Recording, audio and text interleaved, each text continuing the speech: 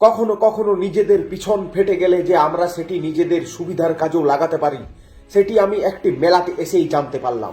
দেশের অর্থনীতি এখন এতটাই চাঙ্গা যে সোনা, রূপো আর হীরার গয়না এখন মেলার এই ছোট্ট ছোট্ট দোকানগুলোর থেকেই পাওয়া যায়। সরকার রেল বিক্রি করে দেওয়ার পর কেউ একটি ট্রেন কিনে এনে এই মেলাতে বসিয়েছে এবং সেটি এখন মেলাতে খেলা দেখাচ্ছে। আজকালকার বাচ্চারা মোবাইল আর ভিডিও গেমসের প্রতি বেশি আকর্ষিত হওয়ার কারণে তারা পোগো চ্যানেল দেখে না।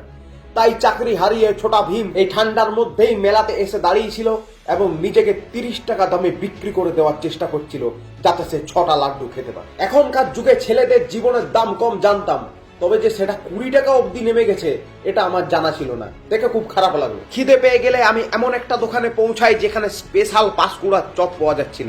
এই পাঁশকুড়ার চপ কোন বই পড়ে পাস করে এসছে সেটা জিজ্ঞেস করাতে দোকানদার আমার দিকে কটমট করে তাকায়।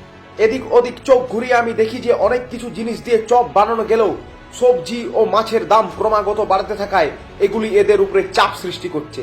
তাই এগুলি দিয়ে চপের বদলে চাপ বানানো হয়। এসব দেখে নিজের পেটে চাপ লাগায় আমি সামনের দিকে এগিয়ে যাই। কিছুটা এগিয়ে গিয়ে আমি একটি অফলাইন ট্রেডিং প্ল্যাটফর্ম দেখতে পাই যেখানে মানুষ কিছুটা টাকা ইনভেস্ট করে সেই টাকার 5 গুণও কামিয়ে নিতে পারছে, আবার কিছু কিছু মানুষের টাকা একদম ডুবে যাচ্ছে। এখানে ইনভেস্টমেন্ট আর সাবজেক্ট টু মার্কেট রিস্ক নয়, এখানে ইনভেস্টমেন্ট আর সাবজেক্ট টু টাকা রিস্ক। আরো কিছুটা এগিয়ে একটি মিষ্টান্ন ভান্ডারে পৌঁছালাম যেখানে গুড় সুটি, চিনি সুটি আর পুরীর খাজার সাথে চাইনিজদের খাঁজও পাওয়া যায়। যদিও মিষ্টির নামে এখানে বিক্রি হচ্ছিল বড় বড় সাইজের বাটোরা আর কুরকুরে।